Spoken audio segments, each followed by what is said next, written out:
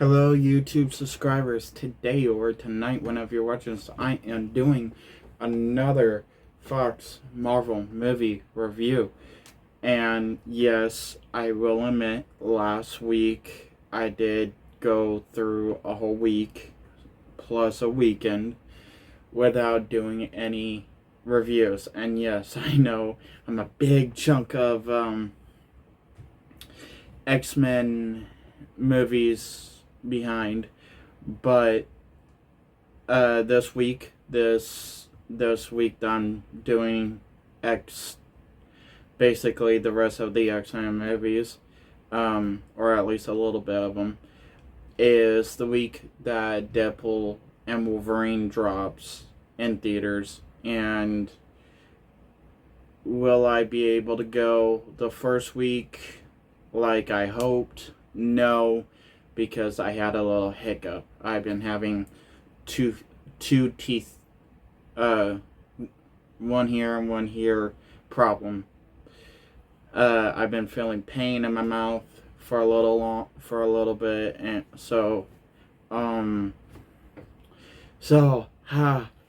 oh, not really what I hoped, and so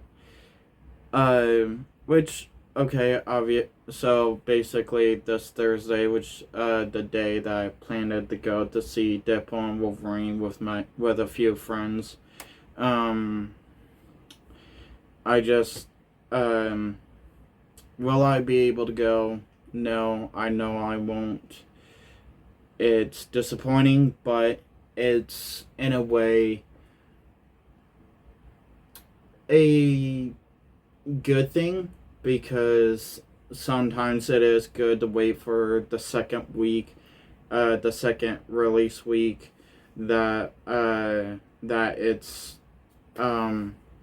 also in theaters, because sometimes going the first week, the opening week, isn't always the smart thing to do, especially if it's a big film like the Avengers, the first Avengers movie, Avengers Endgame, which, yeah, I kind of made that mistake, and I went the first week, which there was a long line even out of the theater. So with Deadpool and Wolverine, it's a big film. It's going to be big. I know that for sure. Will it be sold out? I seriously hope so. I just know the first week may not be a good thing to go, and it would be the second week. So yes, not this week, but the following week, this upcoming next week, I will be doing the last few X-Men reviews and the Deadpool and Wolverine review. So anyway, I just spent a whole But anyway, into this actual review, X2 X-Men United. Basically, X2 X-Men United, I thought it was when I was little, when I was young, this was my first X-Men movie. I thought this was the very first X-Men film. But again, I was young, I was little, I didn't think of anything. I wasn't so as I am now with every Marvel character, movie, and comic and stuff like that. So, but later on, I did learn X2 X-Men United was basically the second film, of the X-Men franchise. But timeline-wise, it would be the fourth film in the X-Men timeline, because it goes X-Men First Class, as I did, X-Men Origins Wolverine, X-Men. I also did a few extra Fox movies on the side that, quote unquote, by Fox themselves and Marvel are in the same universe. So, like, Fantastic Four, both original Fantastic Four with Chris Evans, and Ben Affleck's Daredevil, and Ben Affleck's Daredevil's Elektra movie, which will, like I said earlier on, will I review Daredevil's Elektra movie? I kind of did it in my Daredevil movie review. Will I review Legion season 1 through 3? No. Will I do a review on Gifted? No. I mean, they were good shows, somewhat connected to the X-Men timeline movies, but not. But it didn't end in a very good way, like how the first season for Gifted ended off. It started out good, it ended off good. Second season, terrible, just terrible. First season of Legion, good. Second season of Legion, I heard it was good. Third season, I heard it was terrible. So I'm just sticking with the movies. Some of the movies. Especially the ones I heard that are still canon towards Deadpool and Wolverine. So especially gonna be the ones making a cameo from Chris Evans' Fantastic Four, maybe Chris Evans himself, or Chris Evans' version of Doctor Doom. Like, I know he didn't play Doctor Doom, but his Fantastic Four version of Doctor Doom. And Ben Affleck's Daredevil, Ben Affleck's Daredevil Elektra. So, but anyway, back to X-Men, X2, X-Men United. Is basically X-Men X2, X-Men United is basically about a few months after the very first X-Men movie from because they mentioned that well, we don't start off there, but we basically start off where we see Wolverine, right? No. Kind of getting off track. Jumping to kind of the good parts of, like,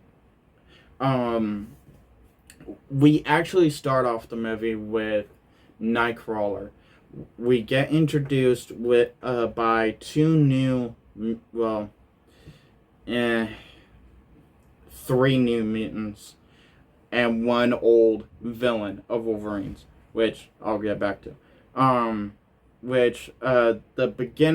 whole beginning, entire movie at the beginning, we get introduced by one new mutant, Nightcrawler, which we see him walking around the White House. He went there to assassinate the president, which he didn't succeed, but that's only because he was mind controlled, as we find out later on in the movie, kind of in the beginning, middle of the movie, but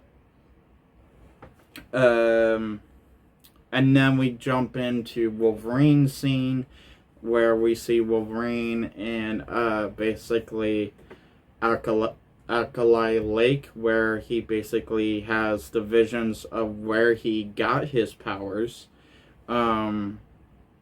where Professor X told him to go from the last X-Men movie, and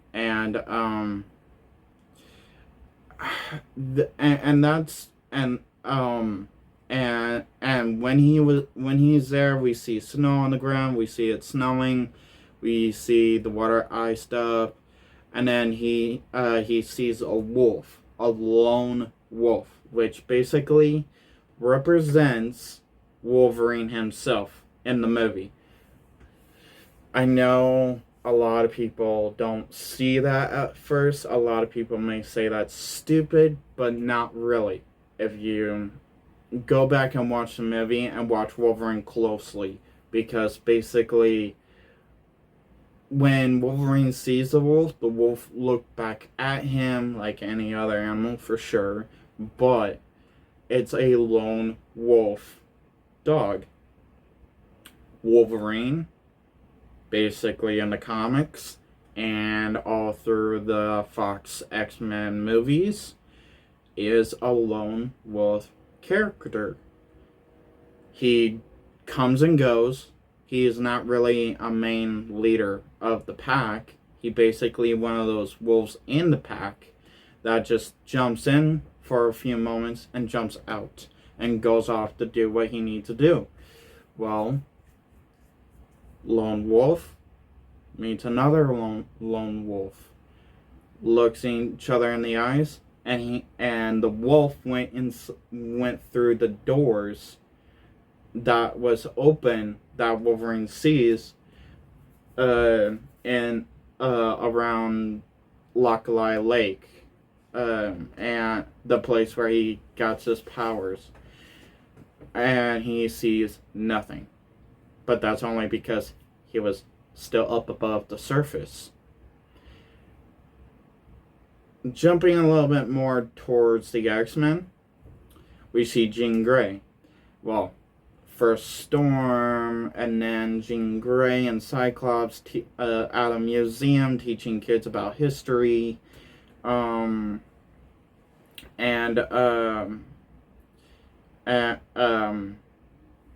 basically, hang on, let me get back to the whole door wolf thing. Basically, when the wolf went through the doors, it's more of a metaphor.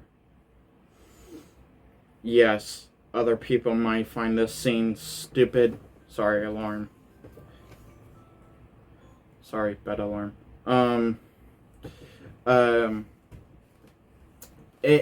Some people might find that stupid, but I don't. It's a metaphor. The wolf going through the door, and then Wolverine going through those doors, it's more of a metaphor of what, okay, Wolverine's lost. He trying to reconnect to his memories that he lost. Going through that door, just that one door, is his first foot through the door that he needs to first open to get through the rest of the rest of his memories. Okay, yeah, he didn't really, not a lot of people are going to see it that way, and I'm pretty sure not, and Wolverine didn't see that as first, but until later on, but jumping back to Jean Grey now, Jean Grey is having problems with her powers ever since after Statue of Liberty attack with Magneto. Her powers are going whack, and for some reason she feels like she's losing control. She's having nightmares. During her nightmares, the whole mansion shakes. I want to say the whole mansion, but I think Cyclops says the room. And Cyclops wants to notice that her powers are going off, and he brings Jean back to reality, and not so drowned in her powers. Cyclops tries to be there for her as a loving, adorable boyfriend normally would be. And you see that he's worried for her. You see he wants to be there, protect her from herself in a way, but also allow her to know that he's not gonna overstep, that he's there to protect her, but not too much to baby her. But and then Storm, Jean, and Cyclops wonder where is Iceman, Rogue, and Pyro. And that's where we kind of got introduced to Pyro in the first X-Men movie, but then we got reintroduced to him this time because he plays kind of a more main character on the side of the others. Kind of like Jean, kind of like Rogue and Iceman, and kind of like Rogue in the first X-Men movie, and we do get introduced we do get introduced to Iceman in the first X-Men movie, but as Pyro, he's more of a main side character like Rogue was in this first X-Men movie. And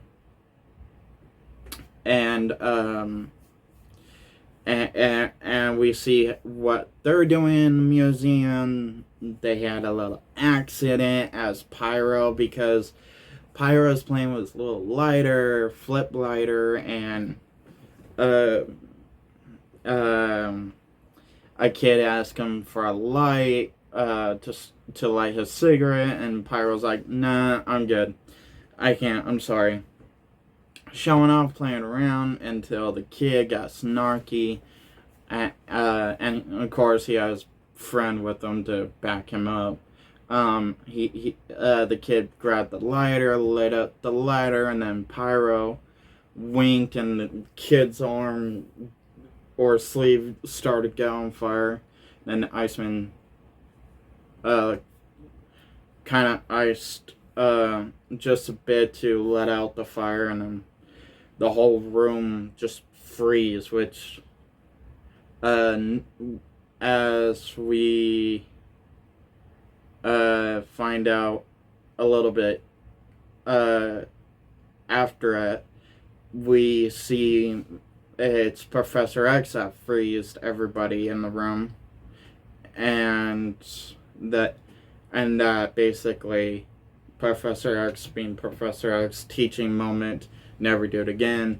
And then they disappear, hearing about the accident at the White House. Then we jump back to the White House, meet our old ally/enemy to Wolverine.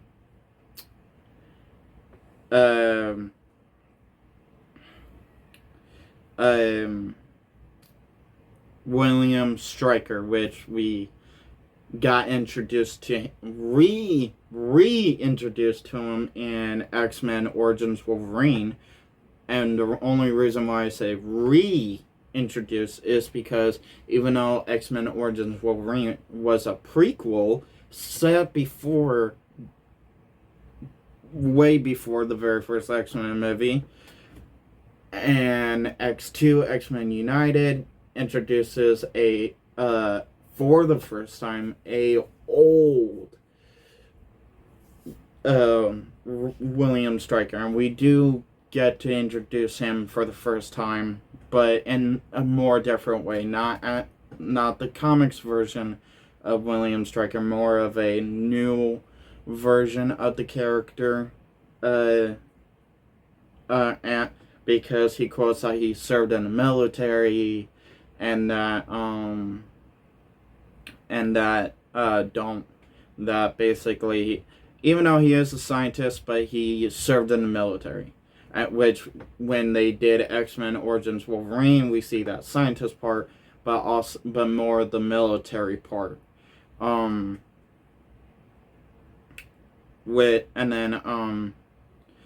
Which we see William Stryker talk about the X Mansion, and discussing it with the president, showing us that he's been watching the mansion and basically seen the X-Jet fly out of the basketball court. And then Wolverine comes back to the mansion, hearing the same news, and we also see Mystique basically cosplaying, as I want to say, pretending to be Senator Kelly, because now a whole lot of people knew from, as it re-showed us in this X-Men, because at the end of the first X-Men movie, it showed us that Mystique took the form of Senator Kelly, as she can take many forms. So they're just reintroducing us that Senator Kelly is still dead, but Mystique is just still using the form.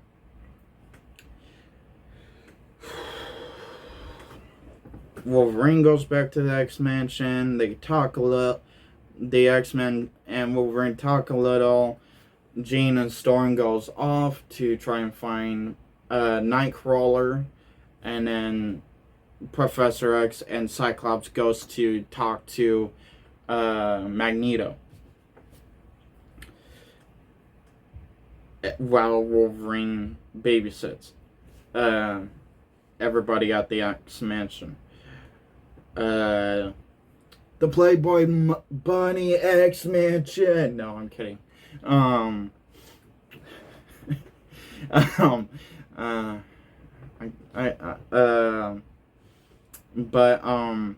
Which also before that, we also see William Stryker.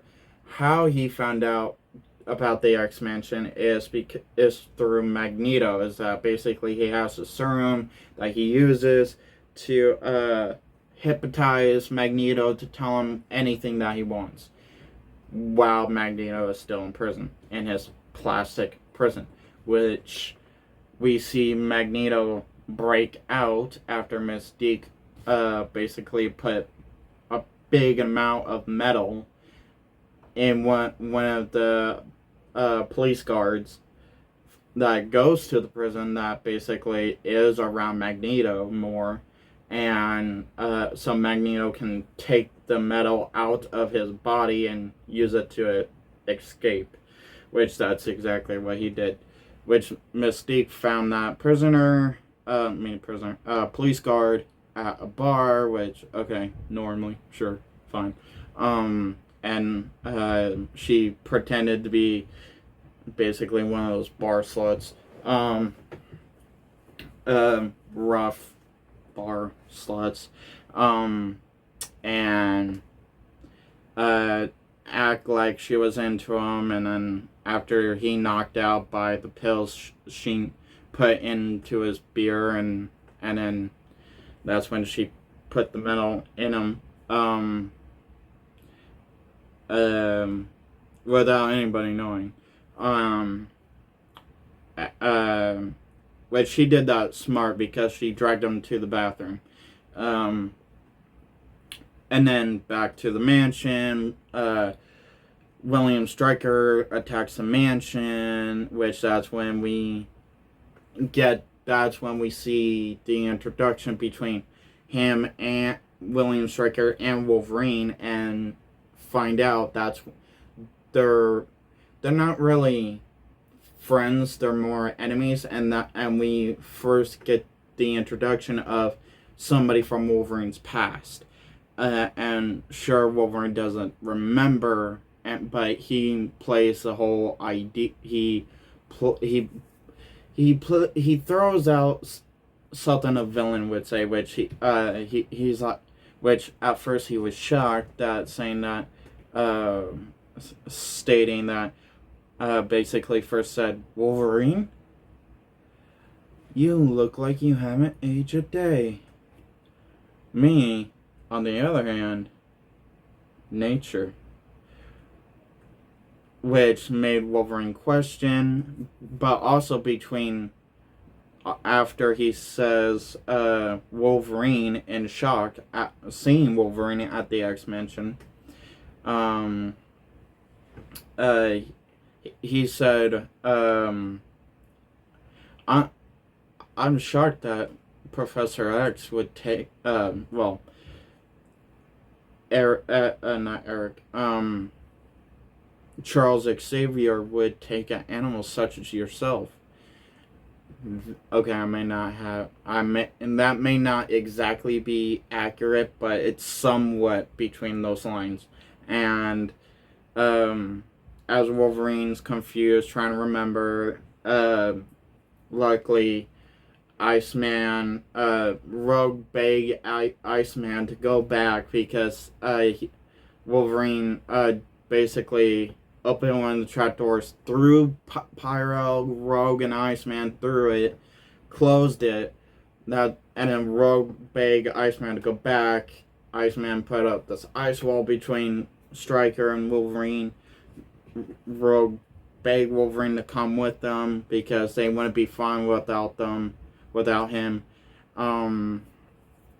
He goes with them, and then Stryker, we find out why Stryker went to the mansion. Broke in, stole a few of the kids, but his main goal was Cerebro, the little gadget mind toy that Professor X has to use to find new mutants, other mutants around the world, especially humans, not mutants.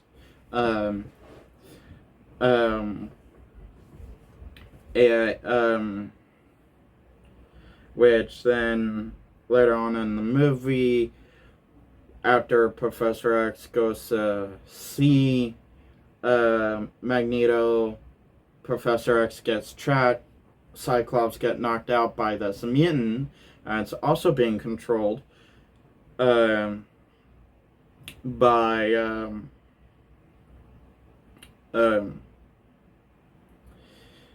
William Stryker, which we don't really see her powers throughout the whole movie except like the fight between her and Wolverine, which I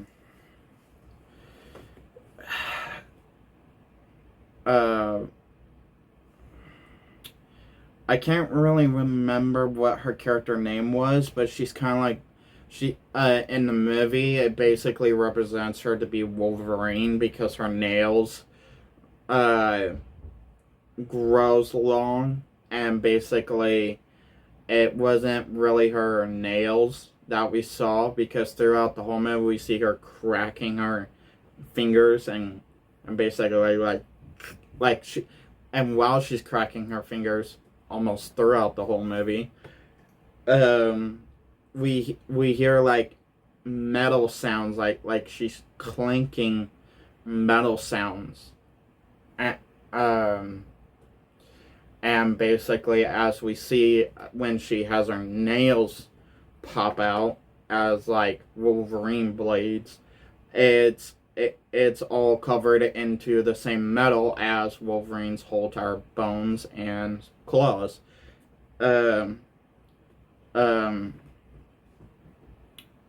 Which obviously, going from X-Men Origins Wolverine, Stryker found more of the metal and gave it to a few, who knows how many mutants.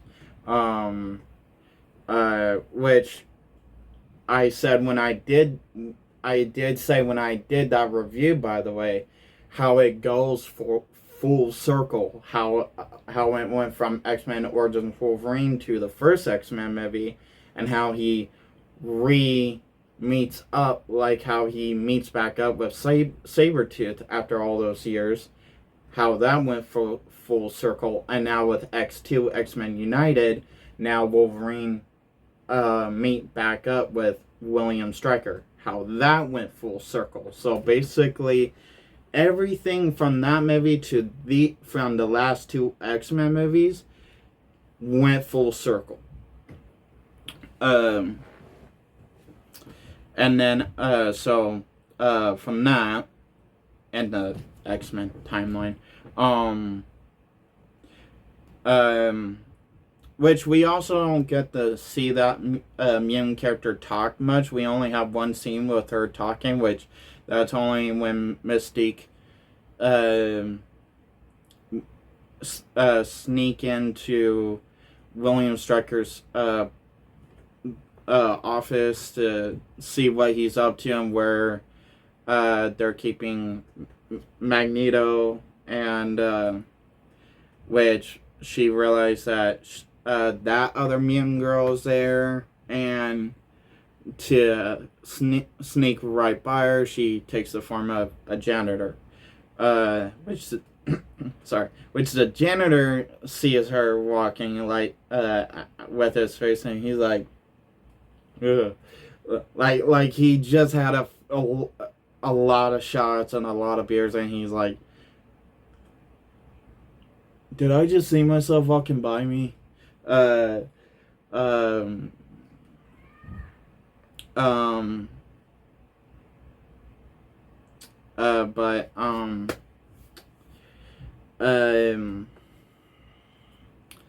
basically, and then jumping to the end, the girls find Nightcrawler, realize he has the same mark that always gets left by the burning serum that hypnotizes Magneto. That's where we find out that Nightcrawler got mind controlled by William Stryker. Magneto tells basically helps Wolverine kind of remember and kind of jokes around how he thinks it's all about you. Um, which okay, yeah, Wolverine is kind of thinking that basically through this whole movie, it's all about him, a little bit, and then we go, which that's when we realize they had to go back to Alkali Lake, and he said he didn't find anything there, but that's because he only was up in the surface. He didn't actually go in, and once he went in, that's when he finds the laboratory. Which, okay, yes, the visuals that we see from the first X-Men movie and this one is a lot different than how we saw it in X-Men Origins Wolverine. Which, okay, yes, I guess in a way that's fine because it was somewhat similar from how we saw it from X-Men's Origins Wolverine to the very first two X-Men movies. Um, uh, but, um, um, um, um, um, and then that's where he fights the girl with the long metal nails, and he kills her by putting putting more of the metal inside of her, which basically feels kind of like he basically put the metals inside her body physically and just ejects it inside her, and you see it. You kind of feel her because she like how it makes her feel like it's filling her body up, retaking over, replacing her blood with the antimantium, and then you see it coming out of her mouth, her eyes, and which also, before we also get to the ending point, we also see how humans are with mutants, and basically, which are Bobby's parents, which since they needed somewhere to hide, Bobby knew where Storm and Jean was at, Bobby's parents was at. Well, that's when Bobby's parents finds out Bobby's a mutant, and basically they disown him. Basically, they didn't like it. They weren't happy about it, especially with all the drama happening around mutants. And his mom asked him, have he ever tried not being a mutant? Which, okay, being a mutant and hearing that hurts a lot. And that just, like, makes you not want to be around that person that actually throws that in your face with that. And then, we have an action scene between Bobby and the cop, I mean not Bobby, Pyro and the cops, and because Bobby's brother calls the cops, knowing that's the only way to make him leave. Wolverine isn't happy with him, which it's actually funny because when Bobby's mom asks him, what does Wolverine do at the school? What does he teach? And he comes back with a snarky remark saying art. Um, um, um, and then Pyro basically blows up a few cop cars. Doesn't kill any cops, but you could see that they have like a few dirt on their faces. They did shoot the cops did shoot Wolverine after Wolverine tried to show that he can't drop his claws. But but Pyro stopped when Rogue grabbed Pyro by the leg and to basically not he started to look like he was about to die, but Rogue stopped before he actually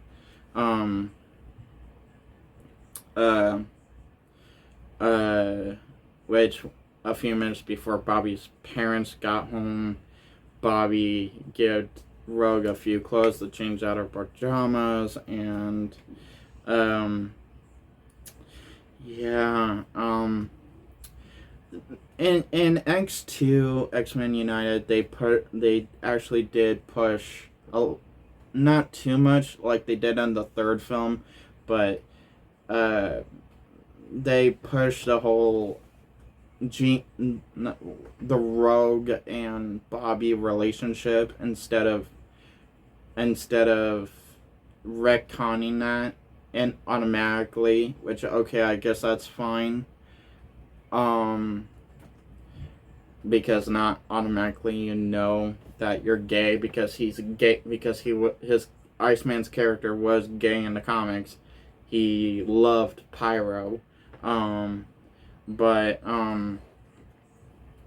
which the way they did this in Bobby and Pyro's character and X2 X-Men United, how they were kind of like brotherly enemies, that I liked that idea a lot more than lovers because it just did make it more interesting, and seeing Iceman more with Rogue, it did make more sense that way. Just a little bit. I mean, they could have still turned Bobby gay at some point if they didn't automatically if they still wanted to, but I know once we got to X-Men Days of Future Past, it would have been too really rushed, too awkward, because and how that would have too much negative on that type on the story plot. But anyway, and then Iceman and Rogue shared a kiss for a few moments, and then they went to kiss again passionately, and that's when he was about to die, and then he pushed her away. She hated it to a certain point, but she understood. And then jumping back to the very end, something happened where it broke the wall where the water started coming in a little bit, and they got Professor X out, which he was being mind controlled not by the serum from William Stryker, but his son. That apparently we got a short story bit chunk from William Stryker and Professor X himself that basically, yes, they both couldn't help William Stryker's kid, but because William Stryker's kid was exactly kind of like Professor X, but something about him, Professor X was scared of him, and basically William Stryker just used his son like a puppet, which we did see his son in a short scene, basically in a human-sized ice cube in X-Men Origins Wolverine. But Storm and Nightcrawler say Professor X left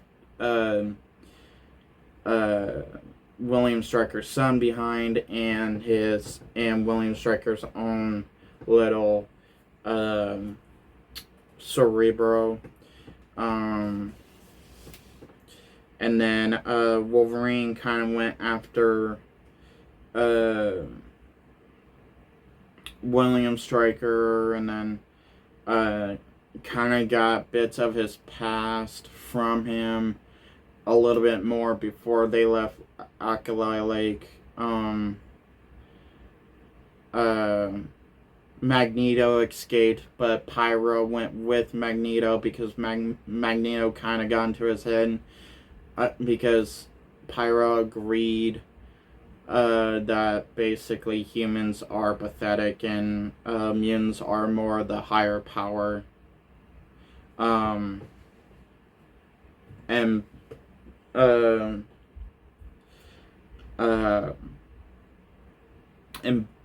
Pyro's tired of being told and just do what a pet does when he doesn't want to feel like a puppy or a child when he's a literally teenager. I'm not okay. I get it. Teenagers rebel, but when it's mutant teenagers, that's a whole nother story. I'm trying to make this. I know this is long. It's a long video again. Long video. And then jumping back to a little bit, what's left of the movie towards the X-Men, and Rogue accidentally landed the plane where most of the tires got stuck in the snow. Jean knew that they didn't have much time left. It was then die if the water hits the plane, or she sacrificed herself and they get away. Where she lifts the plane and then get away. Which, rewatching X-Men United after I watched the X-Men 97 animated series, I was really emotional at the moment and I was really angry with Professor X after the 97 animated series, because now these days leaning more to what I still believe what the X-Men stand for, but I do believe also what Magneto is trying to stand for, fight for, a lot more than the way Professor X is, which I'll explain in The Last Stand, which I will review tomorrow.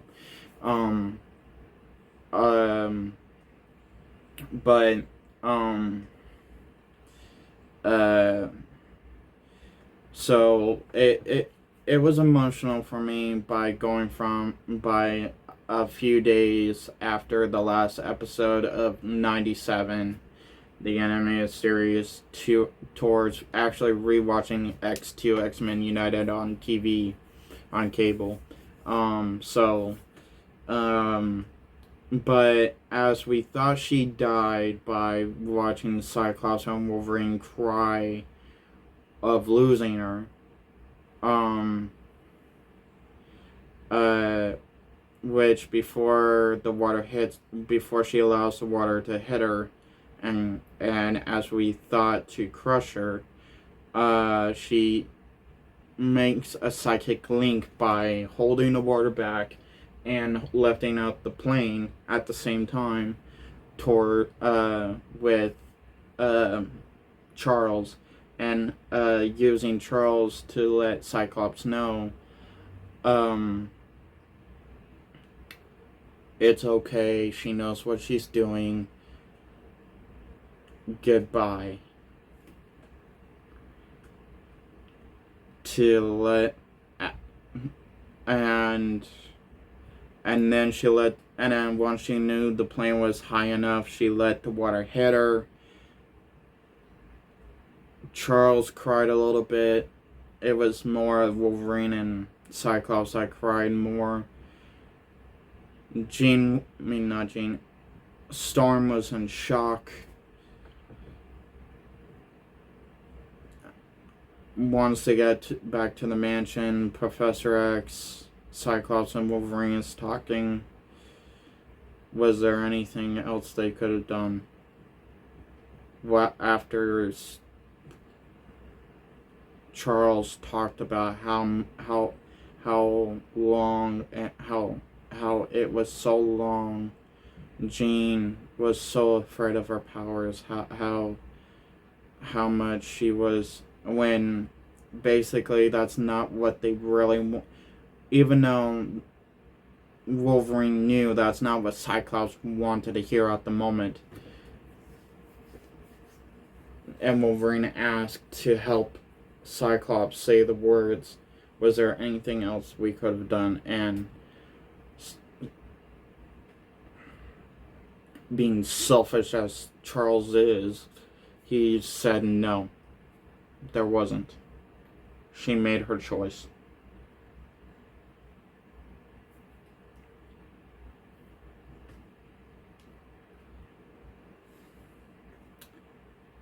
And then Charles started a class while Cyclops and Wolverine walked out of his office, and Wolverine let Cyclops know, hey, she did make a choice, because throughout this movie she was trying to figure out, okay, do I choose Wolverine or Cyclops?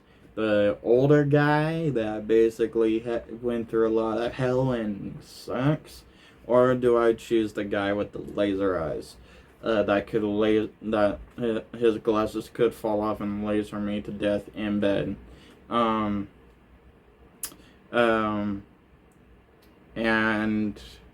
Wolverine let him know, instead of going through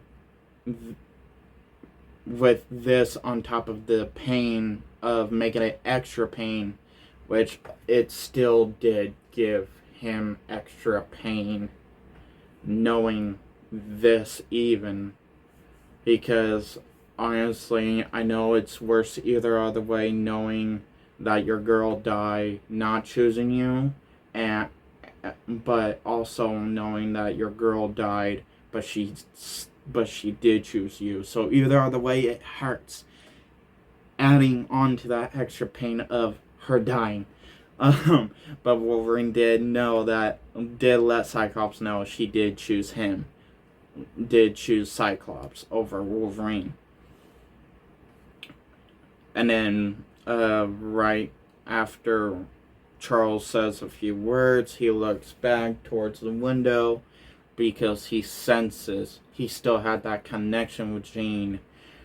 No, and then he turned back to his class and smiled, because he knew automatically Jean was still alive, which then we got that confirmed by going over the lake that went through the barrier, the dome, the dam, whatever you want to put it.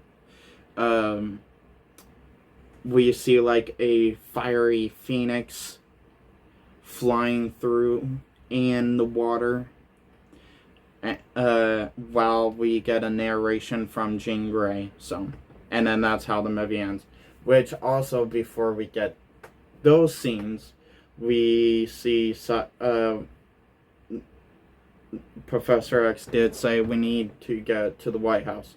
Let let Cyclops know we do need to get to the White House, because they talked to the president to make the president an ally, which that's exactly what they did. Professor X give the president a file on him. Basically, he was it was William Stryker that put on the hit for him. Which it was actually funny because Nightcrawler was also there in the room with him, and he was kind of freaked. And basically, it's not, and basically Professor X did let the president know, yes, this is the file, you were one of those people that was supposed to be hit, assassinated. There are good mutants out there, and we are those good mutants. You can trust us, and my friend Magneto does believe there is a war coming between mutants and humans, and honestly, it won't hurt to have mutant allies by the good ones.